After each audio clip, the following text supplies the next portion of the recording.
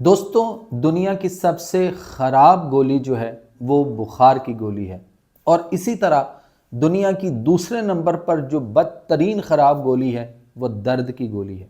मैं बहुत सारे ऐसे लोगों को जानता हूँ जिन्होंने बुखार की दवाई खाई और उनका जिगर फेल हो गया, यानी वो बुखार की दवाइयों पे लगे हुए हैं। अक्सर आए दिन बुखार वगैरह की कंडीशन होती है, कैफियत होती है, तो वो बुखार की गोलियां खाते हैं और उनका जिगर फेल हो जाता है और उसी से फिर उनका आगे यरकान और हेपेटाइटिस और जिगर सिकुड़ना और फिर पेट में पानी आना और जिगर के कैंसर तक जा पहुंचते हैं, चूँकि इसमें पेटोटॉक्सिन होता है। इसी तरह दोस्तों, दर्द की गोली की हमने बात की कि दुनिया में सेकंड नंबर पर जो सबसे ख़राब गोली है, जो बहुत ज़्यादा साइड इफ़ेक्ट रखती है, वो दर्द की दवाई है, पेन किलर जिसको हम कहते हैं।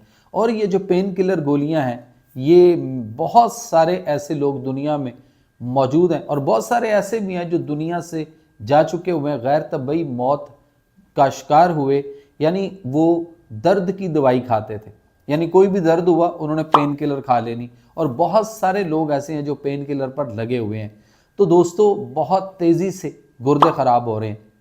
पाकिस्तान समेत पूरी दुनिया में बड़ी तेज़ी से गुर्दे ख़राब होते हैं, लेकिन पाकिस्तान में 20 लाख लोगों के गुर्दे ख़राब होने की सबसे बड़ी वजह पेन किलर हैं। ये जो हम पेन किलर खाते हैं, ये गुर्दे को ख़राब करती हैं और उसके बाद आप देख लीजिए कि बहुत सारे लोग जो हैं इस वक्त वो गुर्दे की खराबियों का शिकार हो चुके हुए हैं।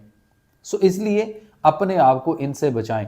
एक चैलेंज मैं आपको करता हूं, आप ज़रा गूगल पे जाएं, सर्च मारें और लिखें कि दुनिया की कोई भी बीमारी एलोपैथिक किसी दवाई से वो ठीक होती हो।